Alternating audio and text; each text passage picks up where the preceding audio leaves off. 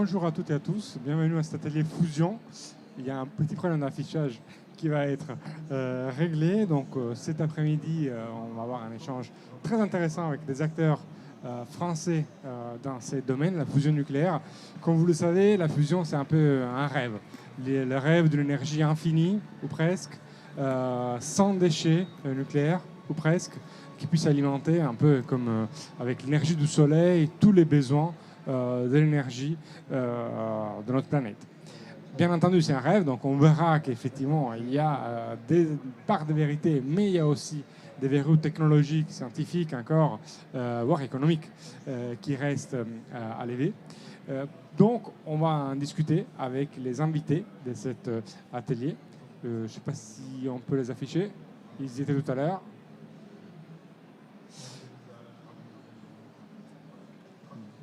C'est bon ?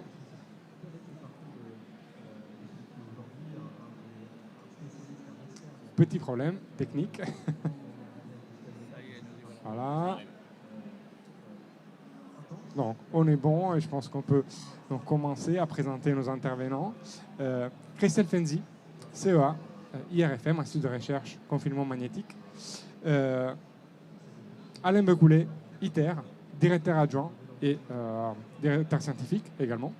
Yann Gérard, Thales Technologies, qui nous expliquera un peu comment Thales va se lancer dans les projets Taranis. Et juste derrière moi, Simon Belka, qui est responsable pour les affaires et les relations de Renaissance Fusion, start-up grenobloise qui se lance elle aussi dans la fusion nucléaire. Je vais m'asseoir pour que vous puissiez voir nos intervenants. On va commencer ces premiers tours de table pour voir. Donc, chaque intervenant nous dira un peu qui est-il, ce qu'il fait, quel est le rôle de son organisation dans l'écosystème de la fusion nucléaire et comment il voit les choses dans les années à venir. Bien entendu, on va démarrer par notre partenaire d'atelier, les CEA, et donc la parole à Madame Christelle Fenzi. Je peux prendre le micro. Il est passé long. Ah, tu veux peut-être celui-là plus long. Non plus. Ouais, écoutez ça avec celui-là. C'est le câble. Voilà, c'est bon. Merci. Okay. Donc, bonjour à tous. Donc, je suis Christelle Fenzi, en charge des coopérations internationales de l'Institut de recherche sur la fusion par confinement magnétique du CEA Cadarache. J'ai un background de physicienne des plasmas de fusion. J'ai fait toute ma carrière au CEA. J'ai commencé par une thèse il y a plus de 20 ans maintenant. Et il y a quelques années, j'ai bifurqué sur les aspects collaboration et partenariat, qui est un domaine très vaste pour la fusion et avec un champ d'acteurs à l'international très important et qui est essentiel dans notre activité également. Donc je ne vais pas présenter le CEA, qui est largement connu comme acteur de recherche majeur en France. Mais en tous les cas, le CEA dans la fusion, c'est plus de 50 ans de recherche très active pour apporter des réponses aux défis scientifiques et technologiques soulevés par la fusion et avec pour objectif final la définition d'un réacteur électrogène pour produire de l'électricité, donc pour produire de l'énergie et faire de l'électricité. Et tout cela s'appuie sur donc des années d'expérience, un champ de compétences et d'expertise très vaste et largement reconnu sur le plan international, des bancs d'essai, des plateformes de test, des moyens d'essai très perfectionnés. Je peux par exemple vous donner l'exemple du tokamak Ouest qui est actuellement en opération sur le site du CEA Cadarache, qui était exploité par les équipes du CEA. Et le CEA a également été le concepteur et le constructeur et a opéré. Ce n'est pas son premier tokamak. Hein. Le CEA a déjà été à l'origine de la conception et de la construction de deux tokamaks en France, donc Thor Supra qui s'est transformé en West, mais aussi le tokamak européen Jet qui est très connu et qui détient le record du monde en termes de puissance. Je dirais que les défis à relever pour la fusion dans les années qui viennent sont encore immenses et multifactoriels. Évidemment, il y a un certain nombre de fondamentaux qui restent encore à démontrer. la démonstration de la faisabilité de l'énergie fusion comme source potentielle d'énergie et électricité par la suite n'est pas encore faite, mais on s'y attelle avec une feuille de route et des étapes clés comme le projet ITER dont parlera Alain un peu plus tard. Mais parmi les verrous ou les freins à lever les plus prégnants, je dirais, il y a évidemment tous les aspects qui touchent au combustible, à la génération du combustible. Donc on va parler de tritium. Donc c'est tout ce qu'on appelle les couvertures tritigènes qui permettront de générer l'un des combustibles de la réaction in situ et d'assurer également son recyclage, son retraitement. Et d'autre part, il y a aussi une recherche large sur les aspects matériaux résistants aux neutrons. La réaction de fusion produisant des neutrons à très fortes énergies. Et donc, on doit avoir des matériaux qui puissent être résistants à ces neutrons-là, tout en assurant également les aspects après transfert de la chaleur pour in fine, derrière, avoir un système de centrale qui puisse fonctionner également. Et il y a évidemment d'autres éléments fondamentaux à démontrer, hein, mais ne serait-ce que le scénario plasma lui-même, qui décrit l'historique temporel, le déroulement temporel complet d'un plasma qu'on va créer dans une machine à fusion. Tout ceci reste encore à être consolidé dans les machines actuelles qui permettent ensuite de consolider nos modèles et faire des extrapolations à des machines plus grandes telles que sera également un réacteur à fusion électrogène un peu plus tard. Mais tout cela aussi va passer par une phase d'optimisation économique qui est très complexe avant que l'on puisse parler d'un réacteur électrogène économiquement viable, évidemment. Et donc la route est encore longue, mais elle est plutôt belle. Voilà ce que je peux dire en introduction. Oui, bonjour à tous. Donc Alain Bécoulet, je suis aujourd'hui le directeur scientifique du projet international ITER. Et pour commencer par mon parcours, je vais vous expliquer que la fusion fait à peu près le même parcours en fait. Donc j'ai fait 32 ans à l'IRFM en ayant fini les 9 dernières années par diriger cet institut. Et en 2020 exactement, donc j'ai rejoint le projet ITER dans un rôle d'abord de directeur de l'ingénierie et puis maintenant de directeur scientifique. Et ce que je disais tout à l'heure, en fait, la fusion est en train de suivre le même parcours que moi. C'est-à-dire qu'en fait, la fusion aujourd'hui est en train de sortir des laboratoires. Et c'est ce que représente le projet ITER. Le projet ITER représente la synthèse de 50, même presque 60 années de recherche et de développement dans une centaine de laboratoires dans le monde entier. C'est une coopération internationale extrêmement forte. Et je vous expliquerai que ITER est en fait l'enfant de cette coopération internationale. Et donc, fin des années 90, début des années 2000, notre communauté a décidé qu'elle avait assez de connaissances scientifiques et techniques pour assembler toutes les briques diverses et variées qui ont été développées dans tous ces laboratoires. D'abord, je dirais, de l'idée qu'on peut avoir en se rasant jusqu'aux technologies qui vont bien, pour assembler tout ça dans une machine qui est censé faire la démonstration de faisabilité en vraie grandeur. Qu'est-ce que ça veut dire ?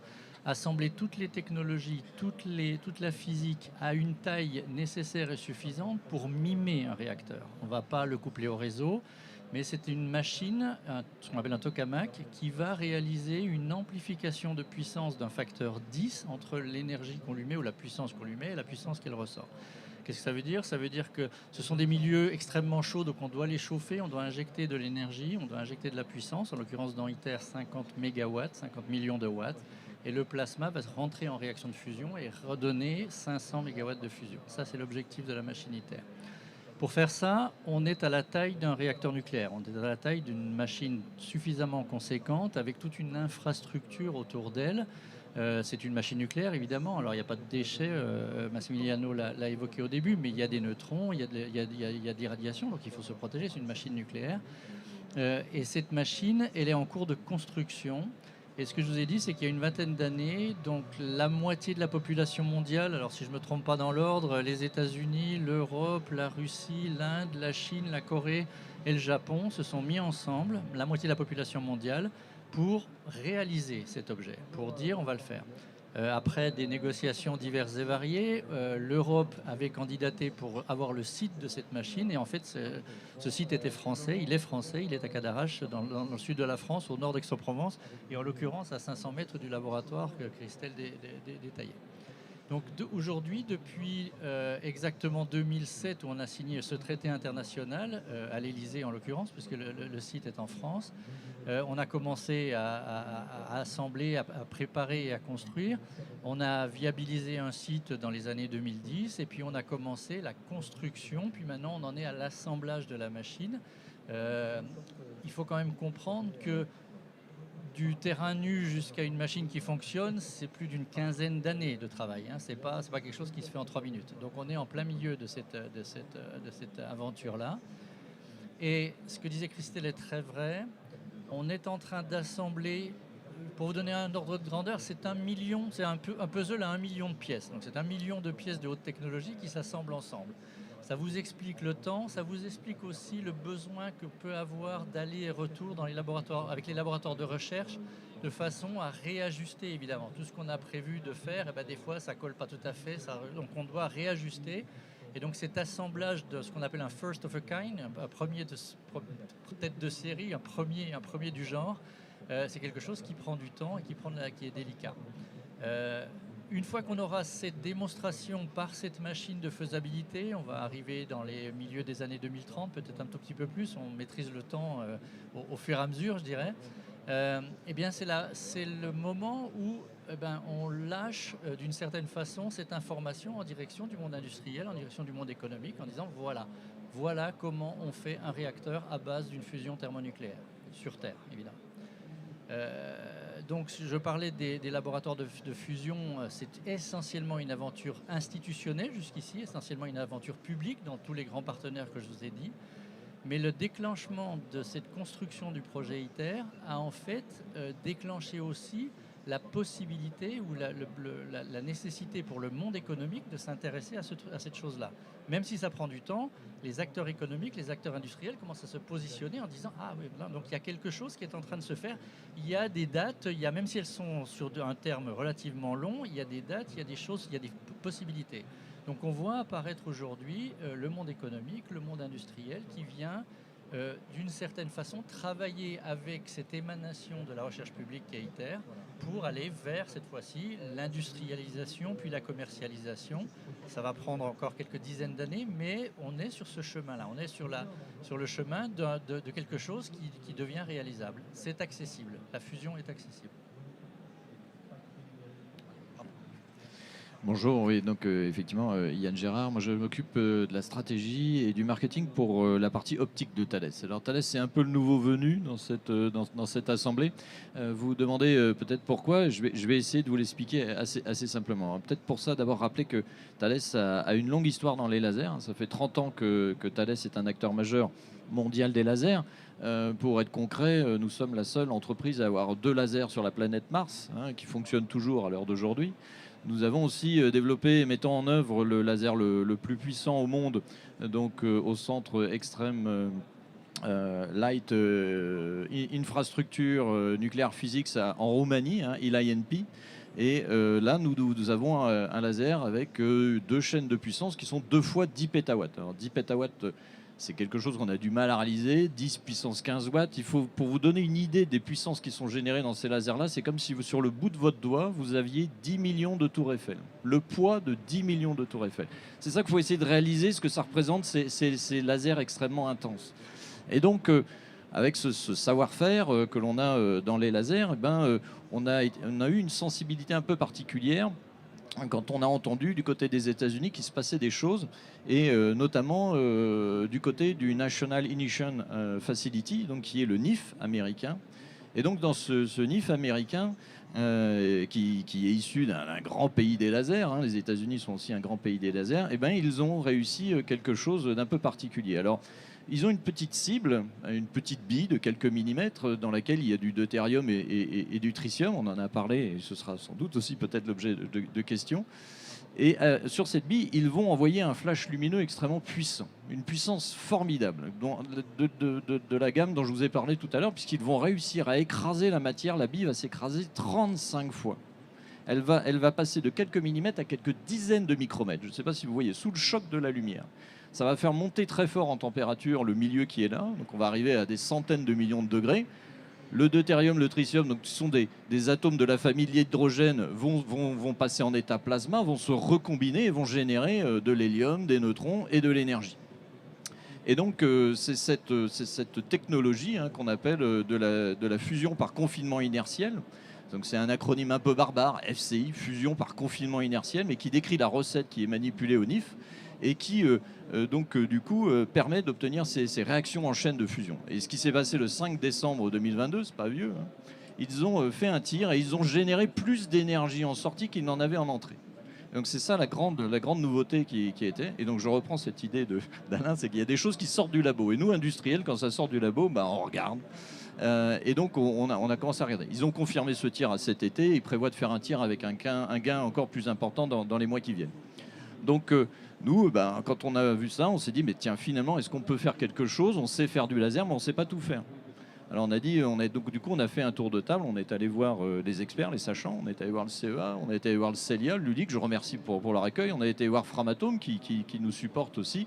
Et donc on a commencé à réunir autour de la table des personnes qui avaient de l'appétence pour ce chemin un peu différent aujourd'hui et qui nous semble le possible, sur la base du socle scientifique qui a été démontré aux États-Unis, d'arriver à proposer un projet que l'on appelle Taranis aujourd'hui. On va voir comment demain on peut embrayer pour construire ce réacteur à fusion par confinement inertiel en France.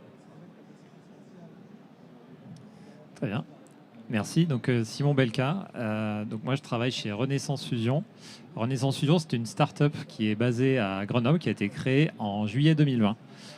Donc nous, on est sur la technologie de confinement magnétique, un peu comme ITER, mais sur une technologie un peu cousine qu'on appelle Stellarator. Et en fait, pourquoi on a choisi ce type de réacteur? C'est parce qu'il permet d'avoir un plasma très très stable et de pouvoir générer des réactions de fusion de manière continue. Et donc ça, si on se projette dans une application commerciale, c'est vraiment un avantage très important. Nous, ce qu'on vise, c'est le développement d'un réacteur d'environ 1 gigawatt sur cette base. Et on s'appuie, c'est un choix qu'on a fait dès le départ, sur des technologies, des ruptures technologiques fortes. La première, le HTS, le supraconducteur de haute température, c'est ce qui permet d'avoir des aimants très puissants, ce dont on va avoir besoin pour réaliser une fusion plus efficace. Et également pour diminuer la taille des réacteurs, pour éviter de bâtir trop gros. Ensuite, on s'appuie sur une deuxième technologie qu'on appelle métaux liquides, qui va tout simplement permettre d'absorber la majorité des neutrons avant qu'ils pénètrent dans le reste du réacteur. Et grâce à ces deux technologies, on compte vraiment faire un bond en avant dans le développement de la fusion nucléaire. Donc on est une start-up labellisée French Tech 2030, accompagnée par la BPI. On a des collaborations qui sont en cours et qui sont en train d'être développées. Et on est aujourd'hui 40 personnes donc, basées à Grenoble, une équipe fantastique avec 15 nationalités différentes, énormément d'expertise, ce dont on a besoin dans la fusion. Et les enjeux pour la fusion, ce qu'on voit vraiment à l'avenir, c'est les enjeux technologiques qu'on a mentionnés, sur les matériaux, sur la gestion du tritium, donc tous ces aspects-là, mais également le financement. Le financement est très important dans la fusion puisque ça va demander énormément de capitaux. Et donc le financement, l'accompagnement des startups, des labos de recherche, ça va être très important si on veut développer une industrie de la fusion.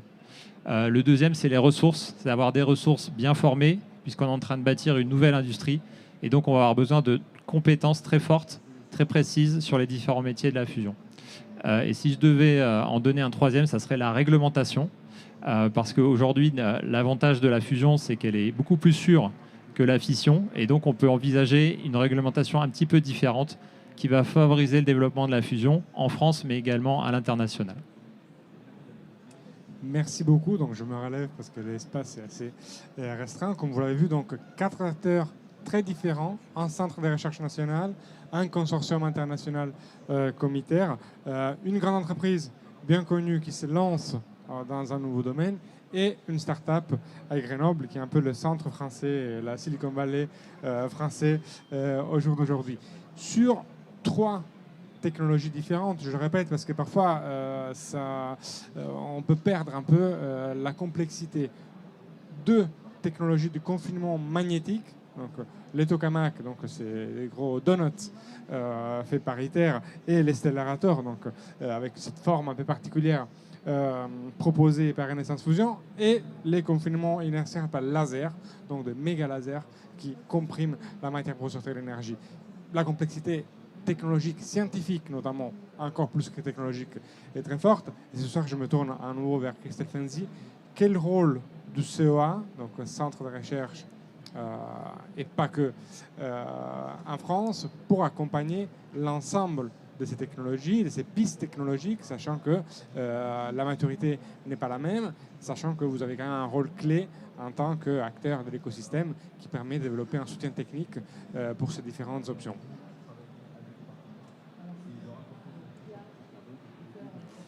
Alors, quel rôle du CEA?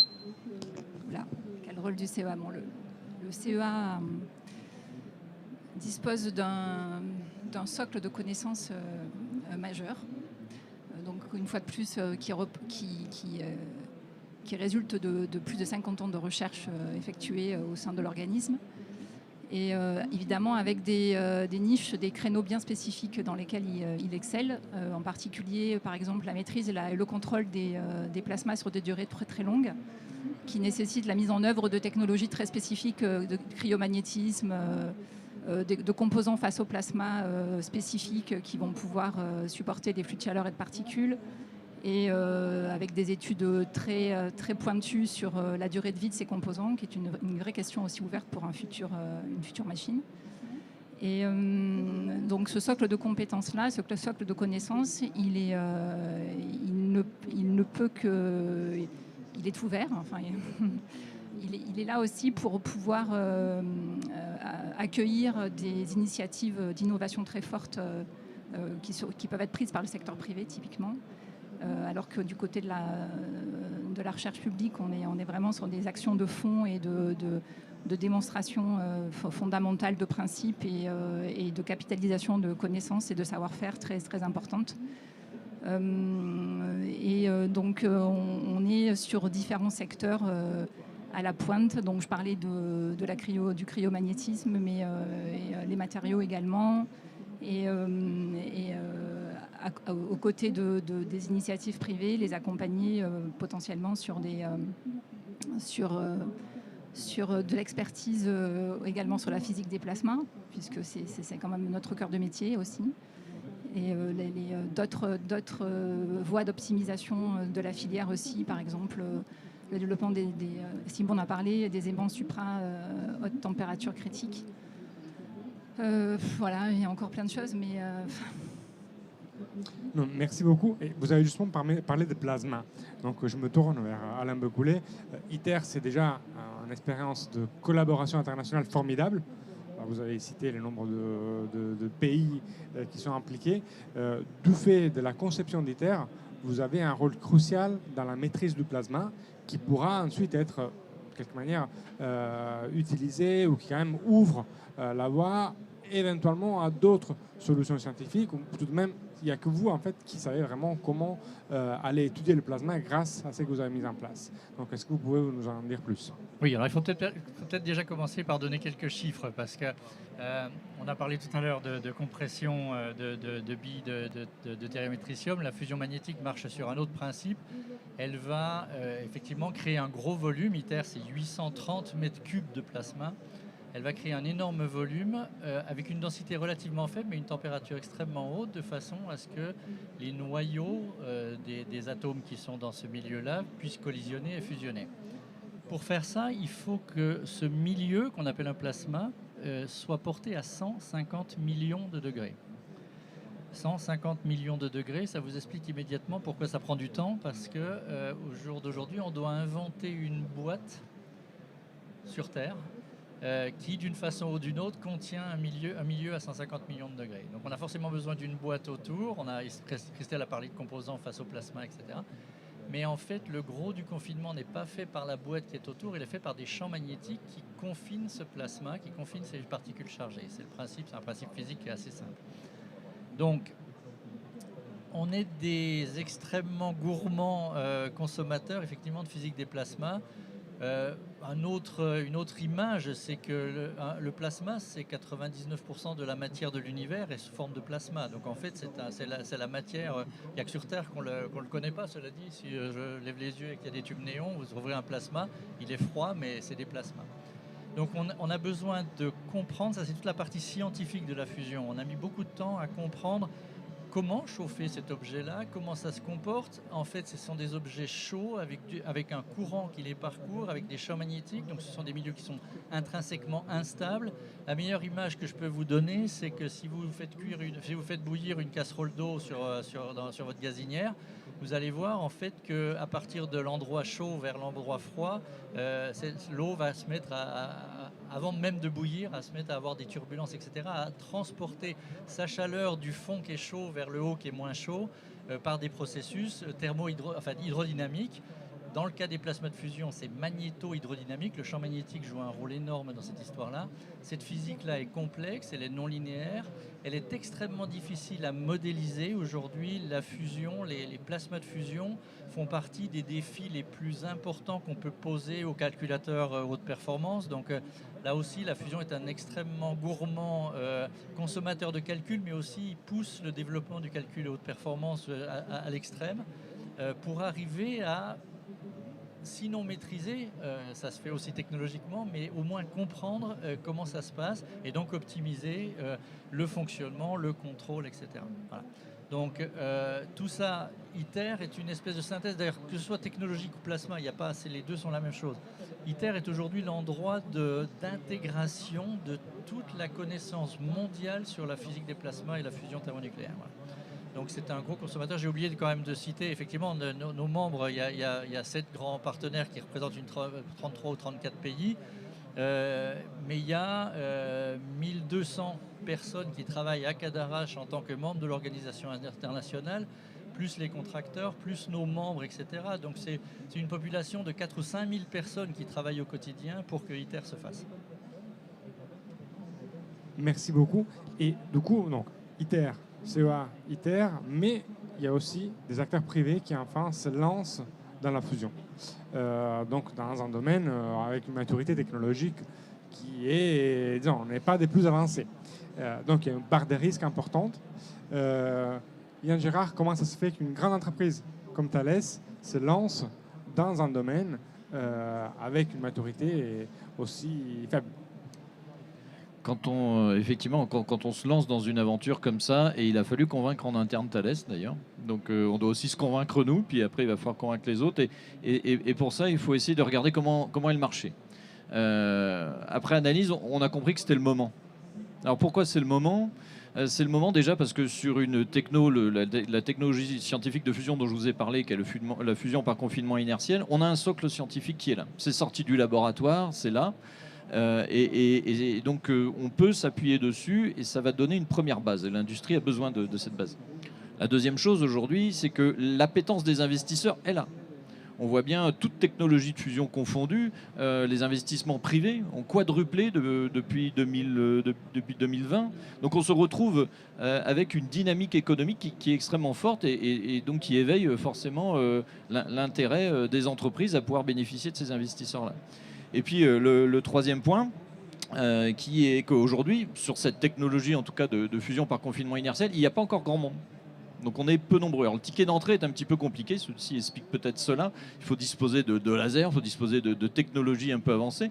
Mais néanmoins, on voit que c'était un peu ça le moment. Et puis alors après, une fois qu'on a dit c'était le moment, oui d'accord, mais comment on fait en France ? Alors en France, c'est quand même un grand pays du laser. Je vous rappelle qu'on a 4 prix Nobel d'interaction lumière-matière. Hein, donc Claude Cohen-Tanucci, Serge Haroche, Gérard Moreau, et puis le dernier Alain Spey. Donc qui sont autant d'esprits brillants qui tirent une véritable science autour de tout ça. Et donc, fort de ça, comment puis-je oublier l'expérience du CEA aussi dans ce domaine-là, et donc on se dit, bah oui, donc industriel, ok, on n'est pas tout seul, en tout cas pour comprendre le sujet. Donc ça déjà, c'est une première marche qu'il faut prendre. La deuxième, après, c'est regarder l'écosystème. Thales n'a pas vocation à produire de l'énergie. Je vais tout de suite lever l'ambiguïté. Donc nous, on veut bien participer, on veut bien lancer, mais il nous faut d'autres acteurs, d'autres qui disposent de technologies qu'on n'a pas. On a parlé de Framatome tout à l'heure, mais il y en aura d'autres. Donc d'autres grosses entreprises qui on discute. Et si elles y vont, on y va. En fait, c'est un peu ça l'histoire. C'est-à-dire qu'on a besoin donc de créer finalement cette structure qui va pouvoir accueillir et proposer cette nouvelle proposition de valeur. Et puis après, il nous faut aussi des entreprises, des petites entreprises plus innovantes, plus agiles, qui vont ramener une innovation qui va être décisive pour la rentabilité de l'histoire. Parce que si c'est pour sortir 1 mégawattheure à 1 000 euros, ça ne va pas marcher. Donc on a aussi besoin d'être compétitif. Et donc pour ça, des technologies qu'on regarde. Et donc là, on va commencer à regarder de plus en plus d'entreprises pour annoncer ce projet-là. Mais on a déjà vu des sociétés comme Nuclétude, d'autres sociétés, HEF, qui ont envie de proposer des choses et qui commencent à regarder tout ça. Voilà, donc c'est un peu le positionnement que l'on a en tant que grande entreprise pour sonder et structurer notre position dans le marché. Merci beaucoup. Et donc, dernière question, Renaissance Fusion, vous êtes une start-up. Donc, vous avez une liberté différente de celle qu'il peut y avoir en grande entreprise comme Thales, mais vous avez aussi des besoins financiers. Vous avez été fondé par un chercheur italien, ça, faut le dire. Comment vous pensez aussi pouvoir résister, sachant que la fusion, c'est quelque chose que si ça va aboutir, on a parlé de 2030, mais en fait, les horizons temporels sont très très longs, notamment dans une piste comme celle du Stellarator. Comment vous pensez résister, comment vous pensez maîtriser les risques et surtout assurer les besoins de financement que vous aurez? Alors je pense que c'est pas si ça va arriver, c'est que ça va arriver. La question, c'est plutôt quand. Ça, c'est toujours la question qui revient et je ne vais pas y répondre ici. Mais simplement, en fait, qu'est-ce qu'elles apportent, ces startups? Elles apportent finalement des solutions qui peut-être avaient été mises de côté, peut-être des nouvelles idées, l'intégration de nouvelles technologies comme le supraconducteur haute température, l'intelligence artificielle. Donc finalement, c'est quelque part un vent de fraîcheur aussi dans la fusion.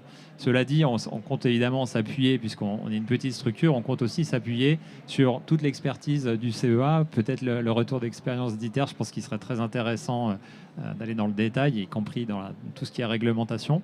Donc on compte s'appuyer sur tout ça, bâtir des collaborations efficaces pour pouvoir y arriver. Alors aujourd'hui, il y a une quarantaine de startups qui se sont lancées dans la fusion. On est la seule en France, on est 7 en Europe. Comment on se différencie? Je dirais qu'on a fait des choix techniques forts dès le début, avec le Stellarator, vraiment qui, si on pense encore une fois fusion commerciale, apparaît comme le réacteur le plus efficace. Donc peut-être on ne sera pas les premiers parce qu'on n'a pas démarré en premier contrairement à d'autres, mais on pense vraiment qu'on aura un réacteur qui sera très compétitif.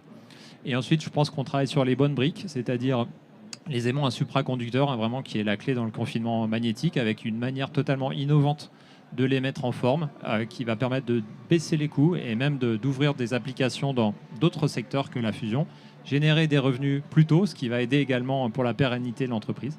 Et puis les métaux liquides, donc j'en parlais tout à l'heure, il y a un petit peu moins d'applications, c'est plutôt des marchés de niche sur les métaux liquides, mais c'est typiquement une technologie qui pourra intéresser aussi d'autres startups. Donc on parlait de Thales par exemple, peut-être qu'ils seraient heureux d'avoir des métaux liquides pour pouvoir extraire la chaleur qu'ils vont créer avec les réactions.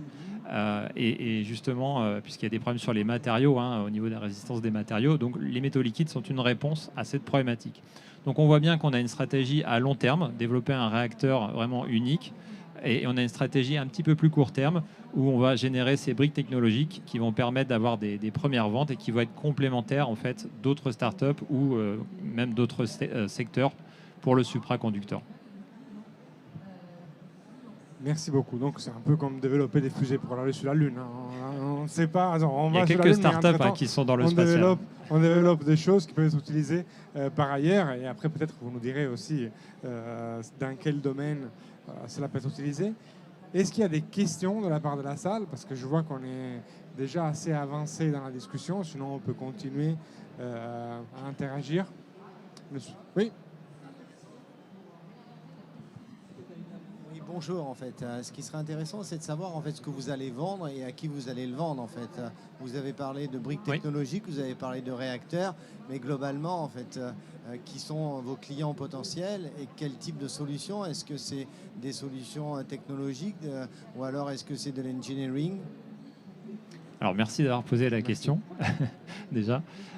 Donc, en fait, on a vraiment plusieurs applications possibles. Donc, déjà, sur le supraconducteur, aujourd'hui, donc, ce sont des petites bandes qui permettent de passer le courant sans résistance une fois qu'elles sont refroidies à des températures en dessous de 77 Kelvin. Et en fait, aujourd'hui, elles sont fabriquées uniquement sur une petite largeur d'environ 12 mm. Donc, nous, on veut élargir ces bandes. On veut pouvoir les fabriquer avec des machines qui sont uniques au monde. On veut pouvoir fabriquer sur de très grandes largeurs. Et ça ouvre énormément d'applications. Donc, un exemple, par exemple, les câbles supraconducteurs qui vont permettre de transporter l'électricité depuis les éoliennes offshore jusque sur la Terre. Et bien, typiquement, on va pouvoir baisser le coût de ces câbles. Ça, c'est vraiment sur la partie, la bande de supraconducteurs. Et ensuite, il y a toutes les applications autour des aimants. Avec ces supraconducteurs, si on fait un bobinage, on obtient un aimant quelque part, si on fait passer du courant. Et là, on a plein d'applications, par exemple les éoliennes, les génératrices qui permettent d'extraire l'électricité du mouvement mécanique. Eh bien, avoir en fait une génératrice en supraconducteur, ça permet de baisser le poids de la nacelle de l'éolienne. Donc ça, c'est une autre application, par exemple. Ça peut être l'imagerie médicale, typiquement pour avoir des systèmes d'imagerie médicale grande dimension, ce qui fait que le patient va se sentir confortable lorsqu'il va passer son examen. Voilà. Et il y en a encore d'autres, les trains à sustentation. Il y a énormément d'applications derrière. Et on a embauché justement récemment un business developer dont l'objectif est de nous dire quel est le premier client, quel est le premier marché qui va nous permettre d'avoir des ventes à relativement court terme. Oui, sur la même question. Donc, on va développer des briques complètement nouvelles. Typiquement, on va avoir besoin de briques qui existent. Donc ça, c'est un point. Mais la réutilisation et l'utilisation de briques technologiques doit déjà être un premier moyen de rendre plus rentable ces filières. Dans ITER, il y a déjà des briques de Thales qui sont dedans, notamment pour... alors, vous sauriez sans doute l'expliquer beaucoup mieux que moi. Voilà, les gyrotrons, donc pour chauffer le plasma. Donc déjà, ça, c'est des mécanismes de briques technologiques qui existent. Et on va voir aussi que des briques technologiques comme les parois tritigènes qui ont été évoquées là, qui sont en réflexion dans le cadre d'ITER ou des projets suivants, du coup vont aussi nous servir. Donc là, on a l'air assis à côté les uns des autres, mais on voit bien que assez vite les briques techno peuvent passer d'un domaine à l'autre. Et puis après, typiquement sur les lasers, sujet que Thales connaît un peu plus que les autres, la protonthérapie. Demain, la capacité d'un laser à accélérer des protons de manière très très forte peut faire partie des débouchés qui seront obtenus grâce à la maturation des lasers. Le traitement des surfaces, on est capable avec des lasers extrêmement puissants de modifier l'état des matériaux et en faire des traitements assez en profondeur. D'autres choses plus exotiques, le nettoyage des orbites spatiales, ça demande des lasers extrêmement performants aussi pour être capable de pouvoir gérer ce genre de besoins. Donc voilà, nous on croit beaucoup dans l'avenir du laser, je pense qu'il y aura beaucoup d'applications et ça participe certainement à faire mûrir cette filière aussi. Je crois qu'il est important de dire que la fusion est à la fois un consommateur de briques technologiques et un développeur, en tout cas quand on en a besoin. Elle génère son propre développement. Donc ça c'est important. Les retombées économiques des recherches et développements en fusion depuis 50 ans sont multiples.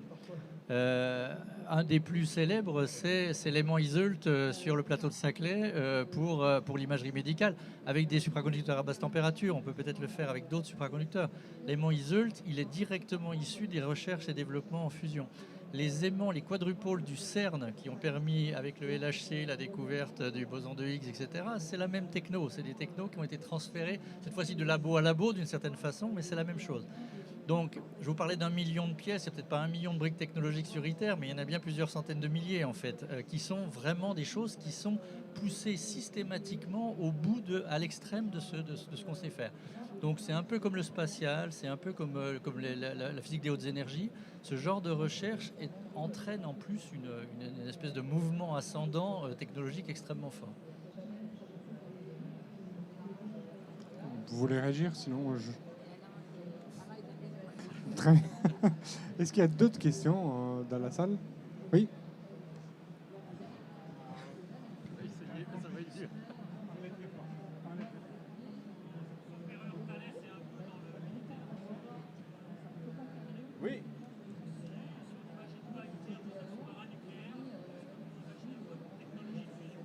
Donc, je répète, Thales est dans les militaires aussi. La question est, si on imagine un sous-marin à propulsion nucléaire, est-ce qu'on peut imaginer demain un sous-marin à propulsion avec de la fusion nucléaire? Je crois que l'objet le plus compliqué en termes d'ingénierie à développer sur Terre est un sous-marin nucléaire.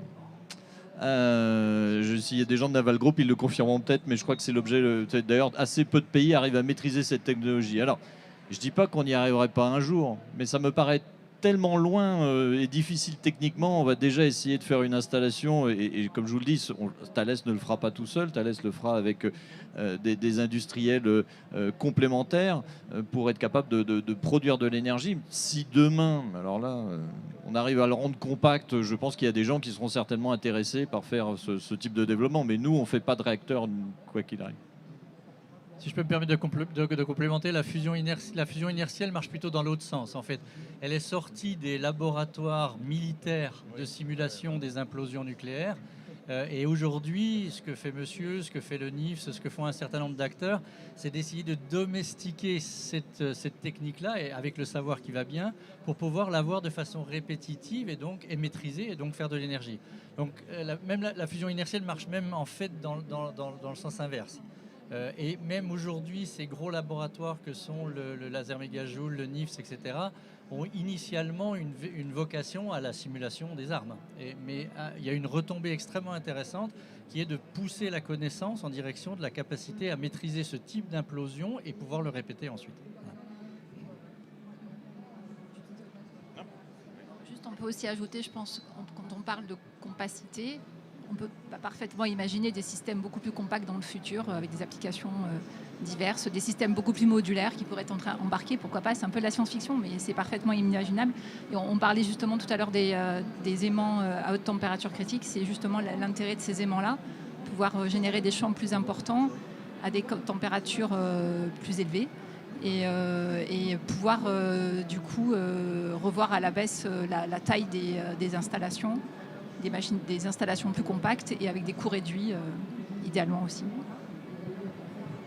C'est pas notre focus aujourd'hui, mais peut-être on peut imaginer aussi cette application, mais à mon avis plus tard, parce qu'il faut effectivement atteindre une compacité. Aujourd'hui, on n'arrive pas à avoir déjà pour produire de l'énergie, donc je pense qu'on va commencer par ça. Merci. Alors, c'est vrai qu'il y a un objectif en 2050 d'arriver à zéro carbone. C'est-à-dire, tout ce qui est fossile, il va falloir qu'on le réduise drastiquement. Tout ce qui est électricité, ça va forcément augmenter.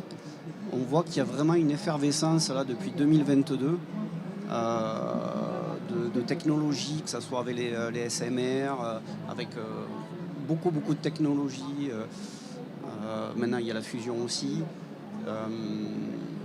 D'après vous, est-ce que vous voyez une technologie qui va sortir du lot plus, ou est-ce que vous dites non, ça c'est sûr, ça va marcher? Je veux bien répondre à la question. Donc en fait, effectivement, il faut voir qu'on a un enjeu qui est colossal sur la production d'électricité, l'énergie en général, mais là on parle de production d'électricité. En gros, on doit effectivement, les 2/3 de l'électricité aujourd'hui sont produites à partir de fossil fuel, de carburants fossiles. Donc on a déjà cet objectif de remplacer 2/3 du parc en gros qui est installé. Donc ça c'est déjà énorme. Et en plus la demande d'électricité elle va doubler. Pourquoi? On le voit bien, voitures électriques et autres. Donc au moins doubler, voire même plus, peut-être tripler. Donc finalement, moi j'ai fait un petit calcul. C'est 6500. Il faudrait 6500 réacteurs de renaissance fusion pour pouvoir fournir cette demande en 2050 et vraiment décarboner, atteindre le résultat. Donc on voit bien qu'il y a de la place pour tout le monde. Donc moi j'aime pas dire que en gros la fusion va tout résoudre et voilà. Ça sera un mix avec du renouvelable. Il y aura certainement de la fusion, de la fission, des SMR ou d'autres réacteurs, peut-être même du captage du CO2 parce qu'on a besoin de toutes les technologies pour y arriver. Le défi il est colossal. Oui, je vais peut-être compléter un petit peu. D'un point de vue business, c'est comme si vous demandiez aujourd'hui de choisir entre l'éolienne et le solaire. Finalement, les deux peuvent cohabiter, les deux ont leur intérêt et on voit bien d'ailleurs que l'un marche mieux quand l'autre s'arrête. on va avoir des business models différents, on va avoir besoin d'endroits où il va falloir beaucoup de puissance. Et là, il y aura des technologies qui sont beaucoup plus adaptées à sortir des gigawatts, à des endroits où on va avoir besoin de plus petites infrastructures pour soutenir localement un parc industriel. Ou peut-être, donc là, on va essayer d'avoir des technologies qui vont être plus compactes, mais qui vont sortir 200, 300, 500 mégawatts. Et donc là, ce sera sans doute d'autres technologies. Et vous me permettez de rajouter un point qui est important, c'est que on voit bien aussi que vous avez raison, on va avoir besoin de plus en plus d'électricité, il y aura de plus en plus d'éolien, de plus en plus de solaire, et on va donc avoir de grandes instabilités dans la grille. Et donc il va falloir aussi être capable de stabiliser cette grille. Et les énergies de fusion, elles sont à des avantages. Alors je connais moins le magnétique aujourd'hui, mais en tout cas ce que l'on essaie de voir sur le confinement inertiel, c'est essayer de le rendre le plus pilotable possible pour que justement il participe à cette stabilisation. Donc tout ça pour essayer de répondre à votre question en vous disant qu'il y aura sans doute économiquement des choix qui seront plus intéressants pour une technologie pour une autre. Et puis il y a des besoins un peu différents aussi dans le maintien et la stabilisation de la grille énergétique qui peut conduire aussi au choix de techno plus d'une que d'autres. Donc aujourd'hui, voilà, je vais reprendre pour moi, il y a de la place pour tout le monde, mais je pense qu'il faudra tout le monde en plus pour que ça marche. Alors moi je veux rajouter quelque chose, je vais ramener un peu de réalisme dans ce rêve. On est d'accord qu'on est sur un rêve, mais il ne faut pas se tromper de guerre. Aujourd'hui la guerre, elle est aux énergies carbonées, et je suis désolé, les seules armes que nous avons sont les énergies renouvelables et le nucléaire de fission. Et pour un bon moment. Voilà, donc c'est la première étape de la transition énergétique. On a perdu trop de temps à se battre entre, je sais pas quoi, le solaire, l'éolien et le nucléaire. C'était vraiment stupide, disons-le franchement. En tout cas, j'assume cet adjectif. Aujourd'hui, on doit rectifier ça. Et ça, c'est pour les 20 ou 30 ans qui viennent, ça c'est clair. Ce qu'on vous raconte aujourd'hui là, ce sont des solutions différentes qui en particulier peuvent attaquer le problème de la gestion des déchets du nucléaire de fission, mais même le nucléaire de fission travaille à sa gestion de déchets, si je puis m'exprimer ainsi, avec des solutions qui ont d'autres vertus, peut-être aussi une possibilité une accessibilité plus facile aux ressources. Hein. C'est le deutérium, ça se trouve dans l'eau de mer, etc. Mais il ne faut pas se tromper de guerre. Si on arrive tous entre nous à mettre au point des types de réacteurs dans les années 2050, ce sera le premier. Il en faudra 6000 si on voulait jamais remplacer. Donc c'est comme quand on veut passer à l'économie, à la voiture à hydrogène, le simple fait de déployer la fourniture d'hydrogène pour toutes les voitures, vous en avez pour des dizaines d'années. Donc ces échelles de temps sont importantes, les ordres de grandeur sont importants. La fusion, je ne pense pas qu'elle a vocation à remplacer la fission, je ne sais pas quoi. Elle a vocation à effectivement combler, parce qu'il va y avoir un appel sur toutes ces énergies dites non carbonées énormes.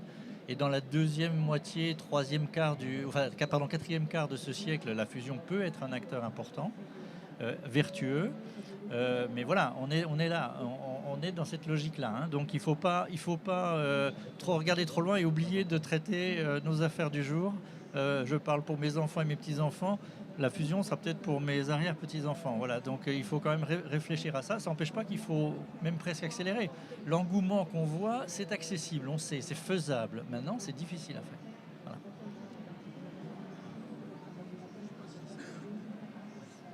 S'il y a d'autres questions. Bonjour, j'aurais une question concernant le nombre de startups sur la fusion nucléaire. Vous avez dit qu'il y avait 40 startups, je crois, dans le monde sur la fusion, et une seule est française. Comment vous expliquez ça du fait de l'historique de la France avec le nucléaire? Est-ce que c'est un problème de financement, d'investissement, ou comment vous expliquez ça? Bonne question. Je ne suis pas sûr d'avoir la réponse. Pourquoi il n'y en a qu'une? Je ne sais pas. Il y en a une déjà, c'est bien. Même si elle a été fondée par un Italien, comme disait Massimiliano. On est très content qu'elle le soit d'ailleurs. Pourquoi? Peut-être que c'est vrai qu'il y en a beaucoup qui sont aux États-Unis, là où les capitaux sont abondants, beaucoup plus qu'en France. C'est un facteur 10, hein, en gros, dans le financement, même si l'Europe est en train quand même de rattraper son retard à ce niveau-là. Mais c'est vrai qu'il y en a, je crois, 27 aux États-Unis, peut-être même un peu plus maintenant, et les capitaux font quelque chose. En Europe, finalement, on est quasi le deuxième pôle maintenant, puisqu'on a quand même 7 startups qui se sont créées, d'ailleurs, dans les toutes dernières années, les 3 dernières années. Donc on voit que c'est en train de bouger, et je sais qu'il y en a d'autres qui vont se créer. Donc c'est un mouvement qui est en cours. Et après, sur la France en elle-même, je pense qu'il faut, faut pas manquer d'audace, il faut y aller comme on l'a fait, et s'il y en a d'autres, c'est tant mieux. Si je peux me permettre, c'est assez culturel dans nos sociétés. On a tous un taux de financement de la recherche qui est très correct, de 2-3% du PIB, mais l'équilibre public-privé est complètement différent entre les États-Unis, l'Angleterre, la vieille Europe, entre guillemets, etc. Donc ces choses-là, on est exactement dans la même logique. C'est une logique culturelle.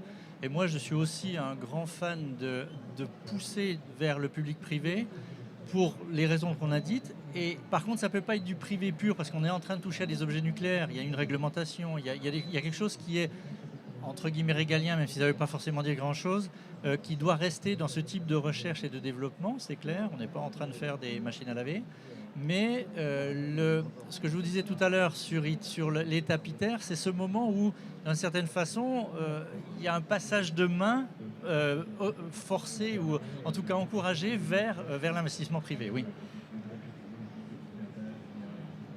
Je voulais juste rajouter, je l'ai déjà dit, je crois, donc si ces initiatives privées peuvent aujourd'hui prospérer, et donc la première en France avec Renaissance Fusion, c'est vraiment parce qu'il y a ce socle de connaissances très fort à la base aussi qui permet d'alimenter ces initiatives-là aussi. Et comme disait Alain, malheureusement, culturellement, en France, on n'a pas cette dynamique intrinsèque. Par contre, si vous voulez vous lancer, on l'a dit, c'est le moment. Hein. Mais BPI est là justement pour accompagner les startups. Et Nicolas, d'ailleurs, il travaille chez nous à BPI, donc c'est pas lui qui va pouvoir le faire. Oui. J'ai une question pour vous, monsieur Bécoulet. Je me suis intéressé du coup au tokamak d'ITER et vous dites qu'en 2030 ou dans le milieu 2030, vous allez avoir un tokamak qui sera capable de produire de l'énergie. Je vais me faire un peu l'avocat du diable. Je sais que dans les tokamaks, il y a beaucoup d'instabilité. Notamment, on est obligé de mettre des courants voilà, dans les plasmas justement pour garder stable et qu'il y a une probabilité non nulle que ce plasma soit instable et du coup qui détruise le tokamak ou l'endommage en tout cas. Est-ce que vous êtes confiant du coup sur la potentielle réalisation de ce tokamak? Et même si c'est pas le cas, de toute façon on aura des données scientifiques, mais voilà, c'est ma question. Alors non, on est mieux que ça. Donc effectivement, juste pour le public et pour reprendre, ça s'appelle une disruption. La configuration tokamak, cette bouteille magnétique, elle est un mélange de champ magnétique statique et de courant plasma. Quand il y a de la pression, de la chaleur et un courant, il y a des instabilités magnéto-hydrodynamiques qui peuvent se développer, plus ou moins spectaculaires, on va dire, dont une qui s'appelle la disruption, où la configuration elle-même peut s'arrêter. Et d'une certaine façon, ce qu'on appelle vidanger toute l'énergie magnétique dans les structures. Donc la machine est faite pour ça. Donc elle est faite pour ça et on peut rentrer dans les détails si vous voulez plus, elle est aussi protégée et protégeable contre ça. Donc oui, il y aura des disruptions dans ITER, on a des systèmes de mitigation de disruption, on est incapable de vous dire que ce sera 100%, ce sera peut-être 99,99. Donc la machine est protégée contre les disruptions, quoi qu'il arrive. C'est un défaut du tokamak, Simon l'expliquait, qui est compensé, qui n'existe pas dans les stellarators. Voilà un des avantages du stellarator. L'autre avantage étant que comme on n'a pas à faire de courant, on n'a pas à recirculer de l'énergie pour faire le courant, donc intrinsèquement il est plus efficace. Voilà, il y a plusieurs solutions. Il est beaucoup plus compliqué à construire, ce qui fait que, juste pour faire de la pub pour Renaissance Fusion, les technologies qui sont cherchées dans Renaissance Fusion cherchent à adresser ce problème de difficulté de fabrication d'un stellarator à ces tailles-là. Voilà, je ne veux pas plus loin. Donc tout ça est une recherche qui fait des allers-retours. Je ne sais plus qui l'a dit, à mon avis, le premier réacteur fusion sera un tokamak. Mais ça ne veut pas dire que, comme la de Dion-Bouton ou la Fardier de Cugnot, que les réacteurs de fusion du 22e siècle seront tous des tokamaks. Ça n'a pas de sens. Mais par contre, l'étape tokamak aujourd'hui est la plus efficace. Juste pour donner une petite pique à mes amis de la fusion inertielle,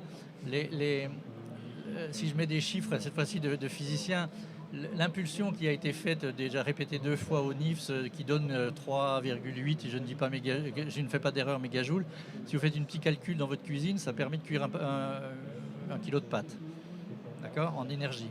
Ok. ITER, c'est déjà 50 000 kilos de pâtes. Voilà. Et évidemment, le réacteur, ce sera autant de kilos de pâtes que vous voulez parce que ce sera continu. Voilà. Donc, on est dans ces logiques-là. Ce sont des étapes, ce sont des états différents, mais tout est dans tout et réciproquement. On a parlé de briques technologiques, tout le monde se répond. Il y a des briques technologiques entre la fusion inertielle et la fusion magnétique.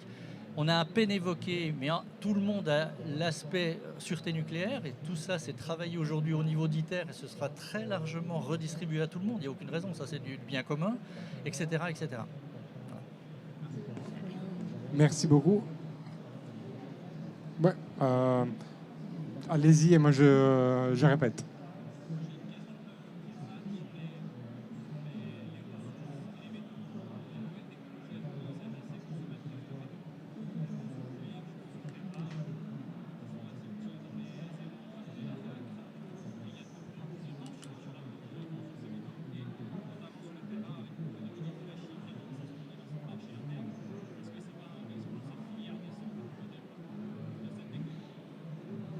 Donc, je répète, question de profane, mais pas si profane que ça.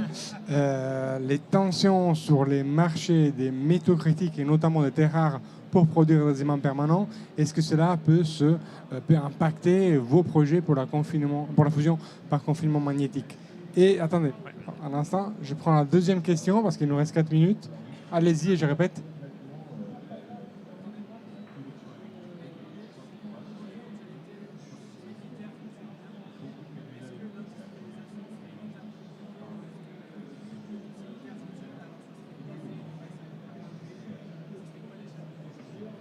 Donc, si ITER fonctionne, voir quand ITER fonctionnera, sachant que c'est un démonstrateur, quels sont les temps nécessaires pour l'industrialisation de plusieurs ITER dans le monde? Allez-y.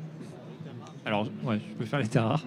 Alors, sur les terres rares, oui, ça utilise des terres rares, malheureusement, et je pense que dans la transition énergétique, malheureusement, on va en avoir besoin. Voilà. Par contre, le point positif, c'est que c'est plutôt économe en terres rares. C'est-à-dire que finalement, on peut créer des champs magnétiques très importants avec quelques micromètres d'épaisseur de terres rares. Donc c'est ça l'avantage.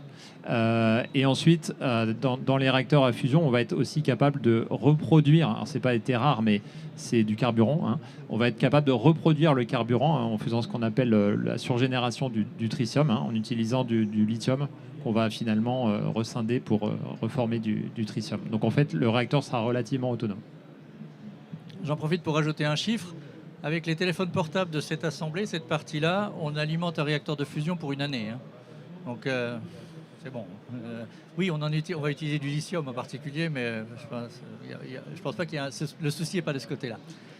Sur l'industrialisation, l'industrialisation est effectivement un processus qui est très long d'un réacteur nucléaire, etc. Ça va prendre quelques décennies.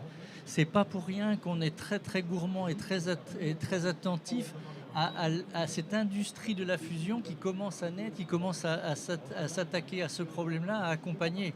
ITER est un énorme consommateur d'industriels au sens on passe des contrats, ils nous font des choses, de mécanique, d'aimants, etc. Mais les exemples que vous avez ici sont des industriels qui commencent à imaginer que c'est un marché pour eux. Donc, et ils vont nous accompagner sur la mise en service, enfin, la fin de l'assemblage, la mise en service d'ITER, de façon à être prêt. Après, on a parlé, si je dois en faire un, c'est pas très compliqué. Si je dois en faire 6000, il va quand même falloir se retrousser les manches. Donc l'industrie, là aussi, l'industrialisation à l'échelle de la planète, oui, ça va être un vrai problème. Donc plus on part tôt, et je suis très très heureux d'entendre ce que dit Thalès, vous n'êtes pas les seuls, mais les gens qui misent sur le futur, y compris les industriels, ah oui, c'est ça c'est le gage du succès. Si j'arrive tout seul avec mon résultat d'ITER en 2035 ou 40 et que je suis tout seul, ça ne me sert à rien, hein. Si je fais le journal de 20 heures, c'est formidable, mais c'est pas ça que je cherche. Voilà. Je voulais ajouter quelque chose. ITER permettra, par exemple, entre autres, de faire la démonstration du contrôle d'un placement en combustion, c'est-à-dire qui est chauffé majoritairement par les réactions de fusion. Et le passage, ce que vous demandiez, le passage après à l'étape suivante, si ITER est un succès, sera-t-il d'autant plus rapide, etc. La réponse est oui, surtout si on peut s'appuyer également sur les initiatives privées qui auront fait sauter d'autres verrous techno qu'on n'aura pas forcément eu le temps d'adresser de façon très, très détaillée au niveau de la communauté scientifique. Et donc on pourra d'autant plus accélérer le passage à l'étape suivante avec une confiance relativement établie. Je voudrais peut-être juste ajouter une dernière chose sur l'industrialisation. En fait, l'avantage d'une start-up, c'est effectivement d'avoir de la liberté. Et la liberté qu'on a prise, nous, c'est de créer des machines qui vont permettre de fabriquer le supraconducteur. Donc on revient très en amont dans ce qu'on va avoir besoin pour fabriquer un réacteur. Et on se dote déjà de machines. Donc on pense déjà à industrialisation par la suite. Et ça va aider, j'espère, à aller plus vite pour avoir des réacteurs commercialisables.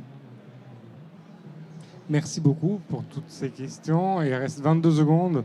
Donc, c'est moi qui ai une question pour Christelle Fenzi Et Alain Bécoulet, on est dans un monde où les choses ne se passent pas si bien que ça. Il y a beaucoup de tensions au niveau géopolitique, mais la fusion, l'espérance ITER, on continue, les États continuent de travailler ensemble. Vous le voyez du point de vue de la coopération internationale, vous le voyez directement dans ITER. Est-ce que la fusion pourra rester un peu, peut-être un de peu d'arguments sur lesquels les différents États vont continuer à travailler ensemble, sachant que même dans l'espacial désormais, et depuis un moment, il y a une compétition. Est-ce que vous voyez les fusions comme un havre de paix? Alors, en tant qu'organisation internationale, avec un traité international dans lequel participent, disons les mots, la Russie, la Chine, etc., au jour d'aujourd'hui, ce traité n'a pas été remis en cause et le projet ITER continue à fonctionner avec ses partenaires. Ça ne veut pas dire qu'il n'y a pas des tensions politiques au-dessus de l'organisation internationale, mais l'organisation internationale est protégée et cette coopération internationale est protégée. Elle a quand même 60 ans d'âge, cette coopération internationale. Il y a une vraie raison.